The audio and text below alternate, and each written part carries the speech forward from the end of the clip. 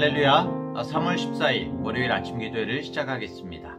오늘도 주님의 귀한 말씀을 함께 묵상하고 또 기도하고 우리 삶에 적용함으로써 하나님의 기쁨이 되는 오늘 하루 되시기를 간절히 축복합니다. 오늘 하나님의 말씀은 레위기 9장 1절부터 24절까지의 말씀입니다.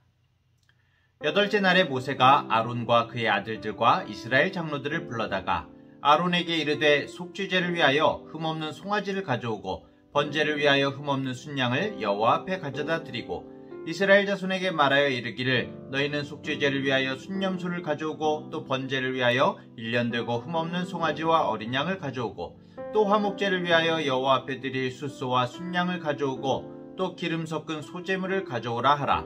오늘 여호와께서 너희에게 나타나실 것임이니라 하매 그들이 모세가 명령한 모든 것을 회막 앞으로 가져오고 온 회중이 나와 여호와 앞에 선지라. 모세가 이르되 이는 여호와께서 너희에게 하라고 명령하신 것이니 여호와의 영광이 너희에게 나타나리라. 모세가 또 아론에게 이르되 너는 제단에 나아가 네 속죄제와 네 번제를 드려서 너를 위하여 백성을 위하여 속죄하고 또 백성의 예물을 드려서 그들을 위하여 속죄하되 여호와의 명령대로 하라. 이에 아론이 제단에 나아가 자기를 위한 속죄제 송아지를 잡음에 아론의 아들들이 그 피를 아론에게 가져오니 아론이 손가락으로 그 피를 찍어 제단 뿔들에 바르고 그 피는 제단 밑에 쏟고 그 속죄제물에 기름과 콩팥과 간꺼풀을 제단 위에서 불사르니 여호와께서 모세에게 명령하심과 같았고 그 고기와 가죽은 진영 밖에서 불사르니라. 아론이 또 번제물을 잡음에 아론의 아들들이 그 피를 그에게로 가져오니 그가 그 피를 제단 사방에 뿌리고 그들이 또 번제의 제물 곧 그의 각과 머리를 그에게로 가져오매 그가 제단 위에서 불사르고 또 내장과 정강이는 씻어서 단 위에 있는 번제물 위에서 불사르니라. 그가 또 백성의 예물을 드리되 곧 백성을 위한 속죄제의 염소를 가져다가 잡아 전과 같이 죄를 위하여 드리고 또 번제물을 드리되 규례대로 드리고 또 소제를 드리되 그 중에서 그의 손에 한 움큼을 채워서 아침 번제물에 더하여 제단 위에서 불사르고 또 백성을 위하는 화목제물의 숫소와 순양을 잡음에 아론의 아들들이 그 피를 그에게로 가져오니 그가 제단 사방에 뿌리고 그들이 또 숫소와 순양의 기름과 기름진 꼬리와 내장에 덮인 것과 콩팥과 간꺼풀을 아론에게로 가져다가 그 기름을 가슴들 위에 놓음에 아론이 그 기름을 제단 위에서 불사르고 가슴들과 오른쪽 뒷다리를 그가 여호와 앞에 요제로 흔드니 모세가 명령한 것과 같았더라. 아론이 백성을 향하여 손을 들어 축복함으로 속죄제와 번제와 화목제를 마치고 내려오니라. 모세와 아론이 회막에 들어갔다가 나와서 백성에게 축복하매 여호와의 영광이 온 백성에게 나타나며 불이 여호와 앞에서 나와 제단 위에 번제물과 기름을 사른지라. 온 백성이 이를 보고 소리 지르며 엎드렸더라. 아멘. 하나님께서는 이집트를 탈출한 이스라엘 자손들에게 하나님을 예배하는 제사법을 알려주셨습니다. 물론 그 이전에도 아브라함, 이삭, 야곱 등 많은 사람들이 하나님께 단을 쌓았죠. 단을 쌓고 또 제물을 드렸다는 표현들이 성경에 나오지만 구체적인 제사의 방법을 말씀해 주시고 정리하게 하신 것이 바로 이 레위기의 말씀인 것이죠. 하나님께서는 모세를 통해서 번제, 소제, 화목제, 속죄제, 속건제 등 여러 제사의 그 방법과 의미들을 말씀해 주신 이후에 아론과 그의 아들들을 불러서 제사장을 맡게 하십니다. 이제 제사장 위임식을 하는 것이죠. 모세를 통해서. 아론과 그 아들들은 하나님의 말씀을 받은 모세의 명령에 따라서 7일 동안 오랫동안 거의 일주일 내내죠. 7일 동안을 회막 문에 머물면서 하나님께서 말씀하신 여러 제사법들을 익숙하게 행하고 또 반복해서 연습했습니다. 이 성경에는 사실 연습했다는 말이 나오지는 않지만 연습했을 것 같아요. 7일 밤낮을 여호와께서 지키라고 하신 것을 지켰다 그러는데 뭘 했겠습니까? 주야로 제사 드리는 순서를 익히고 연습했겠죠. 처음 해보지 않습니까, 사실? 그리고 나서 드디어 8일차가 된 것입니다. 드디어 본격적으로 제사장의 임무가 시작되는 것입니다. 실제적인 예배가 시작되는 것이죠. 회막 입구 쪽에 일주일간을 머물러 있던 이 아론과 그 아들들은 하나님께서 맡겨주신 제사장이라는 이 사명에 대해서 그냥 허투루 일을 시작한 것이 아니라 정말 제사를 익히고 잘 숙달한 후에 제사장의 임무를 시작하는 것을 보게 됩니다. 우리도 마찬가지죠. 예수님께서 우리를 부르시고 십자가와 부활을 통해서 우리를 회복시키시고 새로운 직분을 임명하셨습니다. 택하신 족속이요 왕 같은 제사장을 삼으신 것이죠.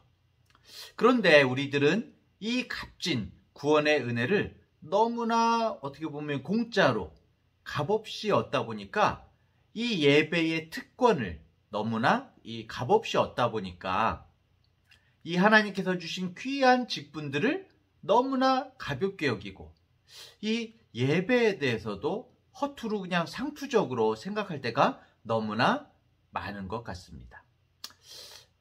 사실 마음이 제일 중요하죠. 우리가 이렇게 이야기하곤 합니다만 형식이 빠진 내용은 없거든요. 우리에게 하나님을 사랑하는 마음이 있다면은 형식에도 최선을 다해서 임하게 되는 것이죠. 가끔 가다가 이제 믿음이냐 행위냐 이렇게 따질 때가 있지 않습니까? 신학적으로 믿음이 먼저냐 행위가 먼저냐, 이건 사실 이신칭이다 이행칭의다 따질 것이 없습니다. 믿음이 진짜 있으면은 행위가 동시에 따라서 가는 것이거든요. 마음이 있으면 행동이 오는 것입니다. 우리가 드릴 수 있는 가장 최고의 마음으로 우리가 드릴 수 있는 가장 최선의 예배를 하나님께 올려드려야만 하는 것이죠. 자, 본문으로 돌아와서 제사장으로서의 모든 준비가 끝나고 가장 먼저 모세는 아론에게 자기 스스로를 위해서 너 스스로를 위해서 먼저 속죄제와 번제를 드려야 한다 이렇게 말을 합니다. 그리고 이것은 사실 예수님께서 우리에게 바라시는 예배이기도 한 것이죠.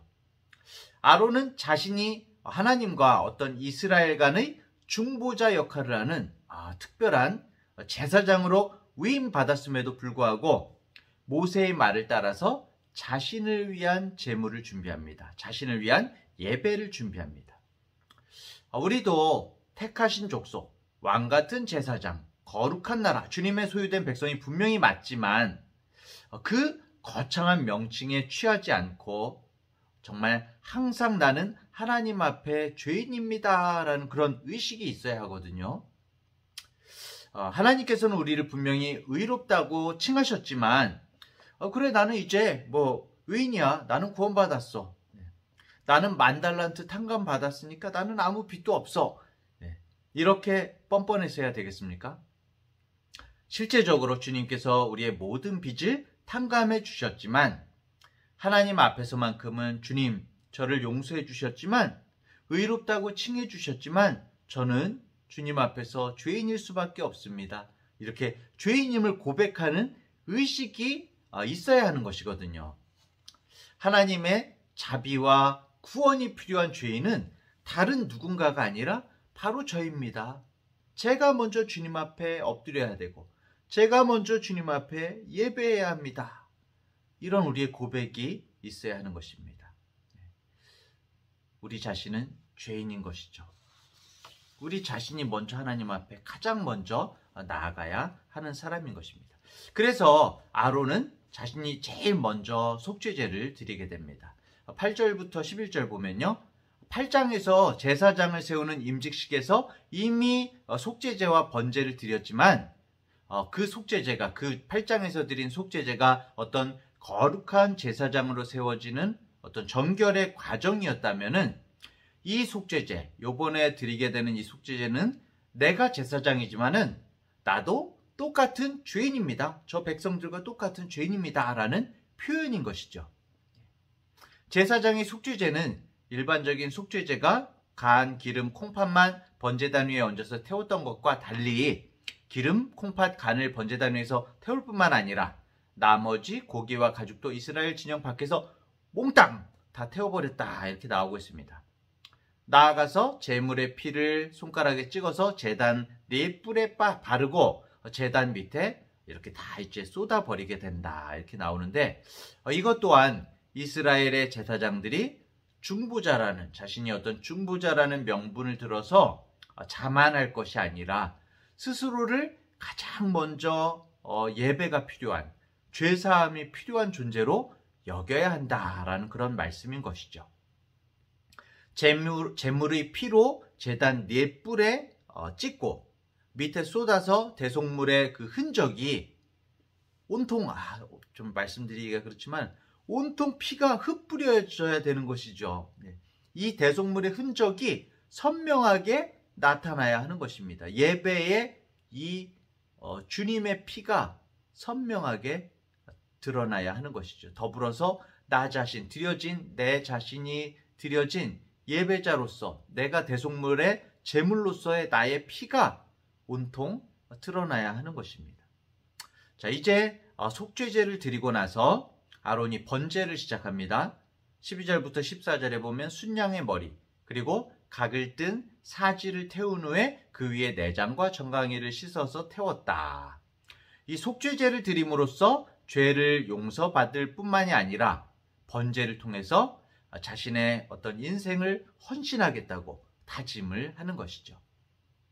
이렇게 은혜에 대한 감사와 고백으로서의 속죄죄, 그리고 헌신을 소망하고 결단하는 번제를 마친 그 아론과 그 아들들은 이제 본격적으로 백성을 위한 제사를 시작을 하게 됩니다. 15절부터 22절은 백성을 위한 제사죠. 염소를 가져다가 속죄죄를 통해서 죄 용서를 선언하고, 번제를 통해서 하나님께 백성들이 헌신할 수 있도록 고백하고 결단하게 하고, 또 소제를 통해서 매일의 그 순종과 헌신으로 자신이 드려지게 그렇게 하고, 또 화목제를 통해서 그 결과로 정말 백성들이 받기 원하는 것은 오직 하나님과의 참된 그 교제의 기쁨임을 백성들이 드리는 이 화목제물로서 나타내게 됩니다. 오늘 본문 가운데서 우리가 특별히 기억해야 할 것은 이 모든 모세와 또 아론과 그 아들들이 이제 제사를 드리죠. 이 모든 제사, 이 예배의 과정들이 사실은 이 제사장들만이 드린 것이 아니라는 것이죠. 온 백성의 철저한 준비와 긴장감 속에서 이루어졌다는 것입니다. 모세가 백성에게 제물을 준비하게 했습니다. 이 제사는 어느 한 사람만의 노력으로 이루어진 것이 아닙니다. 백성들은 순염소를 준비해서 속죄제를 드리고, 또 흠없는 송아지, 어린 양을 가져와서 번제를 드리고, 숫소와 순양을 가져와서 화목제를 드리고, 또 기름 섞은 소제물을 가져와서 소제를 드리게 됩니다. 정성을 다해서 준비한 것이죠. 아론과 또 그 자녀들이 제사장 임직식을 마치고 7일 동안 회막문에서 7일 동안 있을 때에도 백성들은 그냥 저 안에 있든지 말든지 그게 아니거든요. 백성들은 정말 거룩함과 두려움과 떨림으로 기다려야 했습니다. 오늘 23절에서도 모세와 아론이 회막에 들어갔다가 나올 때까지 이스라엘 백성들은 마음을 다해서 기다려야 했습니다. 그 기다림은 정말 제사장과 더불어서 함께 예배하고 함께 하나님을 만나는 마음인 것이죠. 이 기다림과 간절함의 마음이 있을 때 진정한 예배가 되어지는 것입니다. 예배는 그냥 말씀 잘하시는 우리가 보통 이렇게 말씀 잘하는 목사님들이 많이 있으시죠. 그런데 우리가 그냥 말씀만 듣고 있는다고 예배를 드리는 게 아니거든요. 말씀 잘하는 목사님의 설교를 듣고 있다고 해서 예배가 되어지는 것도 아니고, 멋진 성가대의 찬양을 들었다고 해서 예배가 되어지는 게 아니라, 함께 그 말씀 가운데 하나님을 만나고 함께 그 찬양 가운데 두렵고 떨림으로 하나님의 영광의 임재하심을 볼 수 있어야 예배가 되어지는 것이죠. 우리 또한 마찬가지입니다. 우리가 주일에 또 여러 예배로 하나님께 올려드리기 위해서 어떤 준비를 하는지, 주일 예배를 또는 어떤 다른 예배를 위해서 정말 거룩한 두려움과 떨림으로 예배하는지, 요즘 마음들이 어떠신가요? 월요일부터 토요일까지 어떤 그 모든 나의 다른 6날이 평상시의 날이 진정한 삶의 예배로 드려지고 있는지 우리는 점검해 봐야 할 것입니다. 오늘 이스라엘은 하나님께서 명령하셨던 예배의 명령들을 하나씩 실천합니다. 그리고 이 제사, 이 예배는 약속으로 시작해서 축복으로 말씀이 이루어지는 것을 우리가 보게 되죠. 오늘 4절에 여호와의 영광이 오늘 나타날 것이다 이렇게 말씀하고, 또 6절에서는 여호와의 영광이 너희에게 나타날 것이다 라고 그렇게 약속하는데, 이것이 22절, 23절에서 이루어지죠. 이 아론이 이스라엘 백성을 축복한 22절에서 이제 축복한 내용이 하나님께서 주신 그 축복의 말씀인데, 민수기 6장 24절부터 26절에 구체적으로 나와 있습니다. 아주 유명한 말씀이죠. 여호와는 네게 복을 주시고 너를 지키시기를 원하며, 여호와는 그의 얼굴을 네게 비추사 은혜 베푸시기를 원하며, 여호와는 그 얼굴을 네게로 향하여 드사 평강 주시기를 원하노라 할지니라. 이렇게 하나님께서 직접 이 축복의 말씀을 주시게 되는데요. 오늘도 정말 마음을 다해서 예배를 준비하고 예배자로 살아가기를 소망하는 우리 모두에게 주시는 하나님의 분명한 복의 말씀이신 거죠. 하나님은 우리에게 복을 주시고 지켜주기를 원하십니다. 하나님은 그 얼굴을 우리에게 비추사 은혜 베푸시기를 원하시고, 또 하나님은 그 얼굴을 우리에게 향하여 드사 평강 주시기를 원하십니다. 복과 안전과 은혜와 평강은 오직 하나님을 만나는 예배를 통해서만 경험할 수 있음을 이 말씀들을 통해서 우리는 명심해야 하는 것이죠.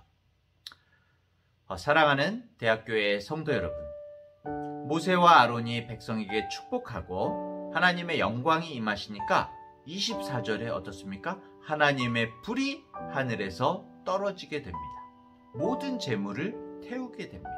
이것을 보고 백성들이 소리를 지르며 엎드렸다 이렇게 나오고 있죠.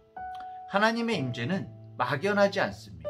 우리 하나님은 살아계신 하나님이십니다. 하나님께 제사했을 때, 예배했을 때 영광이 불로 제단 위에 번제물과 기름을 태워버리게 됩니다. 오늘 본문은 골고다 언덕에서 피를 쏟아서 자신을 제물 삼으셨던 예수님을 우리 마음 가운데 생각하면서 우리 스스로를 제단 위에 두는 모든 사람에게 주시는 하나님의 약속의 말씀인 것입니다. 하나님의 거룩한 성령의 불이 반드시 임하시고 제단 위에 올려둔 우리의 마음, 우리의 재물, 우리 자신을 하나님께서 우리의 인생을 성령의 불길로 태우심을 우리가 경험하게 될 것입니다.